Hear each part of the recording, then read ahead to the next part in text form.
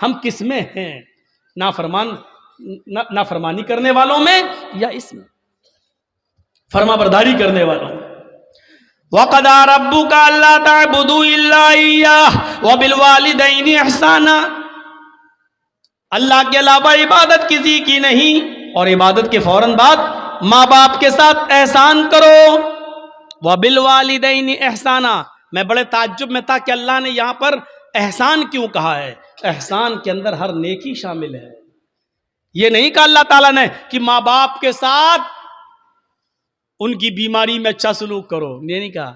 یہ نہیں کہا کہ ان کو کھلاؤ، یہ نہیں کہا، کیونکہ اگر کہہ دیتا کھلاؤ تو ایک ہی معنی ہوتا، لیکن اللہ نے کیا کہا؟ وَبِالْوَالِدَيْنِ إِحْسَانًا، احسان کرو۔ احسان کا مطلب اگر ان کو دوا کی ضرورت ہے تو دوا لا کر دو، اگر وہ کمر کے درد کے شکار ہے، بستر پہ لیٹے رہتے ہیں، انہوں نے کہا کہ بیٹے مجھے ذرا باہر بیٹھنے کا دل کر رہا ہے، تو اپنی پیٹھ پر لاد کر ان کو گھر کے باہر ان کو ہوا کھلاؤ، بٹھاؤ۔ اگر ان کا دل کہتا ہے کہ بیٹے مجھے فلاں جگہ لے کے چلو، تو ان کو اپنے کاندھے پہ اٹھا کر ادھر بھی لے کے جانا پڑے گا۔ نیکی، احسان میں ہر نیکی شامل ہے، ہر نیکی، جس چیز کی بھی ضرورت ہے۔ حضرت عمر فاروق نے ایک صحابی کو، ایک شخص کو دیکھا کہ وہ خانہ کعبہ کا طواف کر رہا ہے اور اس نے اپنی ماں کو اپنے کاندھے پر اٹھا رکھا ہے۔ حضرت عمر فاروق نے اس کو دیکھ کر مسکرایا، فرمایا تم نے جنت کما لی، تم اپنی ماں کو طواف کرا رہے ہو اس حال میں کہ تمہاری ماں لنگڑی ہے اور آنکھوں سے اندھی ہے، تم نے اپنی ماں کو طواف کرایا، اپنی گود میں لاد کر اس کو خانہ کعبہ کا طواف کرا رہے ہو، تم نے جنت کما لی۔ اپنی ماں کو طواف کرانے والا صحابی کیا کہتا ہے؟ امیر المومنین، کیا میں نے اپنی ماں کا حق ادا کر دیا؟ میں اپنی ماں کا پیشاب پائخانہ دھوتا ہوں کیونکہ آنکھوں سے اندھی ہے، پیروں سے لنگڑی ہے، میں اپنے ماں کا پیشاب پائخانہ صاف کرتا ہوں، اس کے کپڑے بھی دھوتا ہوں۔ میری ماں نے تب عمرہ کرنے کی غرض سے مجھ سے گزارش کی ہے تو میں نے اس کا طواف کرایا اور اپنے کاندھے پر لاد کر اس کو طواف کرا رہا ہوں۔ کیا میں نے اپنی ماں کا حق ادا کر دیا؟ حضرت عمر مسکرا کر کہتے ہیں اپنی ماں کے حق کی ادائیگی کی بات کرتا ہے؟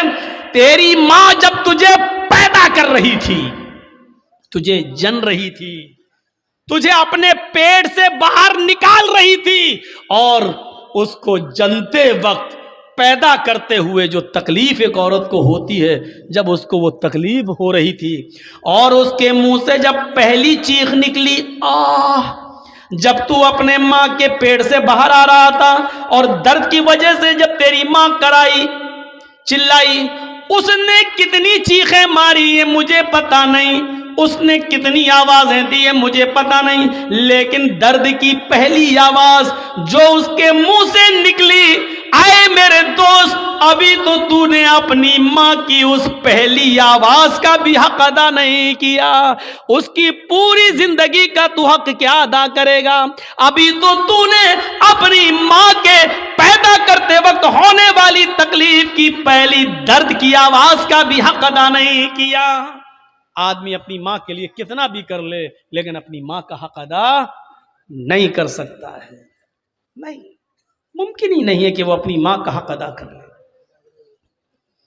تو دوسری چیز وَلَا تَعُقَّنَّ وَالِدَيْكَ وَإِنْ أَمَرَاكَ أَن تَخْرُجَ مِنْ أَهْلِكَ وَمَالِكَ۔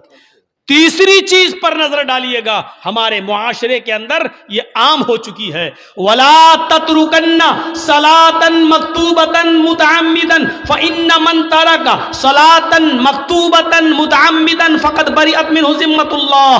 اے معاذ، فرض نماز کبھی بھی قصداً جان بوجھ کر مت چھوڑنا۔ فرض نماز کیا بولوں، کہاں سے شروع کروں اور کہاں پہ ختم کروں؟ نماز کے سلسلے میں ہماری سوسائٹی، ہمارا سماج کیا ہے؟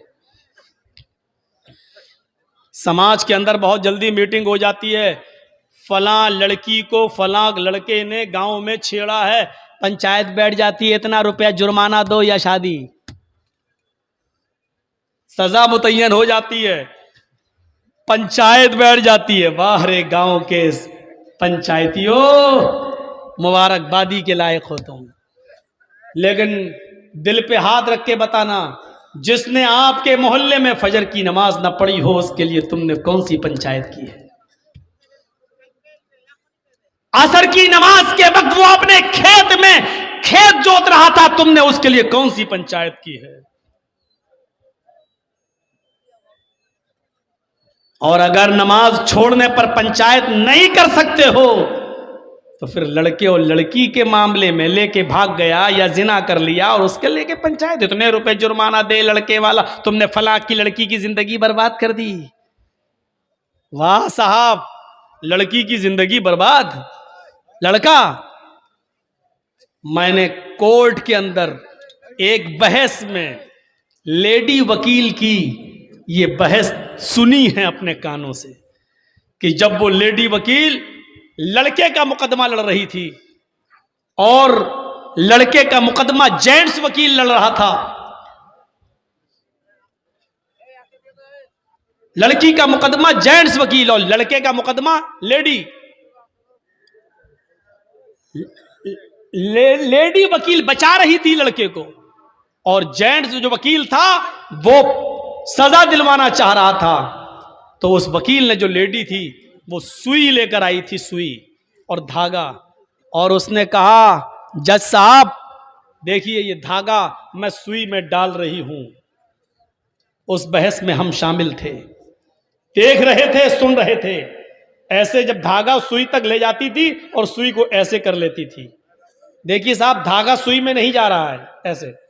تو جج مسکرا کے کہتا ہے میڈم آپ سوئی تو ہٹا لیتی ہیں تو دھاگا اندر جائے گا کیسے؟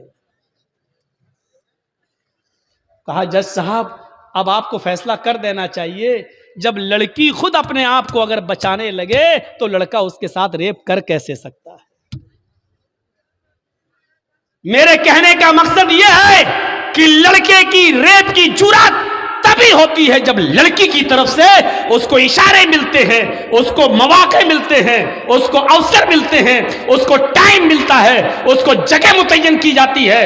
اس وقت زنا کہہ لو یا ریپ کہہ لو یا یہ کہہ لو کہ زنا بالرضا. اور پھر جب اس لڑکا لڑکی سے شادی کے لیے منع کر دیتا ہے تو لڑکی اسی رضامندی کے ساتھ کیے ہوئے زنا کو ریپ میں چینج کر دیتی ہے, ریپ میں بدل دیتی ہے. میرے بھائیوں, اور جج کو فیصلہ سنانا پڑا اور لڑکے کو باعزت بری کرنا پڑا.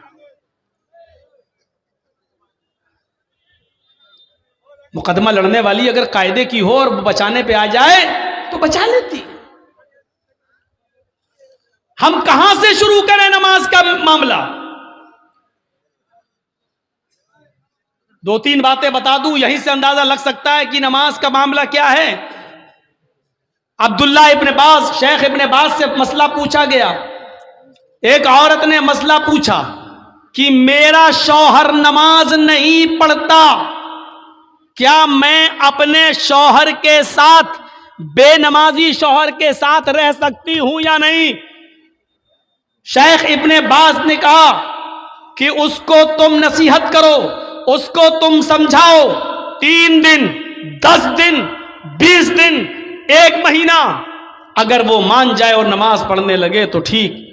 اس نے پھر مسئلہ پوچھا کہ کئی سالوں سے میں سمجھا رہی ہوں لیکن نماز نہیں پڑھ رہا ہے, میرا اپنے بے نمازی شوہر کے ساتھ رہنا جائز ہے یا ناجائز؟ شیخ ابن باز نے فتویٰ دیا کہ ایک مومنہ عورت کا, ایک نیک عورت کا بے نمازی آدمی کے ساتھ رہنا سراسر حرام ہے. اس عورت نے پھر پوچھا شیخ ابن باز سے, میرا ہسبینڈ مجھے طلاق نہیں دے رہا ہے, وہ کہتا ہے میں نماز نہیں پڑھتا ہوں تو کیا ہوا, لیکن میں تجھے طلاق نہیں دوں گا, اب میں اپنے شوہر کو کیسے چھوڑوں؟ شیخ ابن باز کا فتویٰ تھا کہ جب تیرا شوہر نماز ہی نہیں پڑھتا, اور جب نماز نہیں پڑھتا تو وہ مومن ہی نہیں ہے, اور جب مومن ہی نہیں ہے تو اس کے نکاح میں آٹومیٹک نہیں ہے, اور جب اس کے نکاح میں تو نہیں ہے تو طلاق کی ضرورت ہی نہیں ہے. نکاح قاضی سے فسخ کرا اور ایک حیض ایک پیریڈ انتظار کر کے اپنا دوسرا نکاح کر لے، شوہر طلاق دے یا نہ دے، کیونکہ بے نمازی جب مومن ہی نہیں ہے تو طلاق کی ضرورت بھی نہیں ہے، تو عدت گزار کے دوسرا نکاح کر سکتی ہے۔ یہاں سے آپ اندازہ لگا سکتے ہیں میرے بھائیوں کہ ایک نماز پڑھنے والی عورت کو بے نمازی شوہر کے ساتھ رہنا جائز نہیں ہے۔ یہاں سے آپ اندازہ لگائیں، بے نمازی اگر مر جائے تو اس کی نماز جنازہ بھی جائز نہیں ہے۔ بے نمازی اگر مر جائے تو اس کو مسلمانوں کے قبرستان میں دفن کرنا بھی جائز نہیں ہے۔ چل رہا ہے ہمارا سماج اس پر کیا ایکشن لیتا ہے، سوچیے آپ۔ نماز تو ایک ایسا معاملہ ہے کہ حضرت علی نے جس کو قاضی بنایا تھا، قاضی شریح جس کا نام تھا، بہت بڑے قاضی تھے، ان کا بیٹا ایک مدرسے میں پڑھتا تھا۔ ایک بار یہ نائی کی دکان پہ گیا، نائی باربر حجام بال بنوانے لگا، اسی بیچ عصر کی اذان ہو گئی۔ جب بال بنوا کے آیا تو جماعت ہو چکی تھی، سلام پھیر دیا، السلام علیکم ورحمۃ اللہ۔ یہ جلدی سے آیا، وضو بنایا، اور وضو بنانے کے بعد اس نے اکیلے نماز پڑھ لی۔ لیکن مدرسے کے ٹیچروں نے دیکھا کہ اس نے جماعت کے ساتھ نماز نہیں پڑھی، یہ بعد میں آیا اور اکیلے نماز پڑھ رہا۔ نماز پڑھی اس بچے نے لیکن بعد میں پڑھی۔ مدرسے کے ٹیچر نے، مدرسے کے استاذ نے قاضی صاحب کو لیٹر لکھا، قاضی صاحب آپ کے بیٹے نے نائی کی دکان پر بال بنوانے میں اتنا ٹائم لگا دیا کہ جب بال بنوا کر آیا تو عصر کی نماز کی جماعت ہو چکی تھی، اس نے بعد میں اکیلے نماز پڑھی ہے۔ مدرسے کا مینجمنٹ کمیٹی کیا سزا دے آپ متعین کریے۔ میں مدرسے کا مینجمنٹ کمیٹی کا ممبر ہوں، لیکن آپ قاضی ہیں، آپ بتائیے کہ آپ کے بیٹے کو کیا سزا دی جائے۔ قاضی صاحب نے جو سزا دی سنیے وہ کیا تھا۔ ایک موٹا ڈنڈا بھیجا اور ایک لیٹر لکھا، اور لیٹر میں لکھا ہوا تھا مدرسے کی مینجمنٹ کمیٹی کو یہ میں آرڈر دیتا ہوں کہ میرے بیٹے کو اس موٹے ڈنڈے سے اتنا مارو جب تک یہ ڈنڈا ٹوٹ کر 3 ٹکڑے نہ ہو جائے، اس وقت تک اس ڈنڈے سے میرے بیٹے کو پیٹتے رہو۔ جب یہ ڈنڈا 3 ٹکڑے ہو جائے تو میرے بیٹے کو پیٹنا چھوڑ دینا اور اس کا کھانا پانی بند کر کے کمرے میں بند کر دینا۔ اگر وہ توبہ کر لے اور اقرار کرے کہ آئندہ میں کبھی اتنے تنگ وقت میں بال نہیں بنواؤں گا، یا کوئی تنگ وقت میں ٹائٹ شیڈیول میں نماز کا وقت قریب ہو تو میں کوئی دوسرا کام نہیں کروں گا، اگر اس بات کا اقرار کرے تو چھوڑ دینا، ورنہ بھوکا پیاسا اگر مرتا ہے تو مر جانے دینا۔ یہ قاضی کا فیصلہ ہے اپنے بیٹے کے بارے میں، قاضی شریح کا۔ ہم اپنی نوجوان نسل کو اینڈرائیڈ موبائل ان کے ہاتھوں میں دے دیتے ہیں اور سمجھتے ہیں کہ میرا بیٹا فجر میں جماعت کے ساتھ نماز پڑھے گا۔ جو آپ کا بیٹا رات کے 12 بجے تک 2 GB ملنے والے نیٹ ورک کو ختم کرنے میں رات گزار دیتا ہو، آپ اپنے اس بیٹے سے یہ امید رکھتے ہیں کہ وہ فجر کی نماز جماعت کے ساتھ ادا کرے گا۔ ان سردیوں کی راتوں میں آن لائن پڑھائی کے بہانے آپ کی بیٹیاں موبائل استعمال کر کے واٹس ایپ اور فیس بک یوز کر رہی ہیں، اور آپ یہ امید رکھتے ہیں کہ ہماری بیٹیاں با پردہ اور با حیا ہو جائیں گی، نقاب لگائیں گی، خوشبو سے پاک صاف رہ کر بازار میں یا اپنے میکے یا کہیں اور جائیں گی۔ یہ آپ آج کے اس دور میں امید لگا رہے ہیں تو بیکار ہے۔ اگر آپ نے اپنی بیٹی کو اینڈرائیڈ موبائل دے رکھا ہے، فیس بک اور میسنجر اور واٹس ایپ اگر وہ چلا رہی ہیں تو یاد رکھیے گا آپ اپنی بیٹی پر بھروسے کے لائق نہیں ہیں۔ آپ کی نظر میں آپ کی بیٹی کتنی پاک صاف ہو، لیکن آپ کو اپنی بیٹی پر بھروسہ نہیں کرنا چاہیے، اعتماد نہیں کرنا چاہیے، اس لیے کہ واٹس ایپ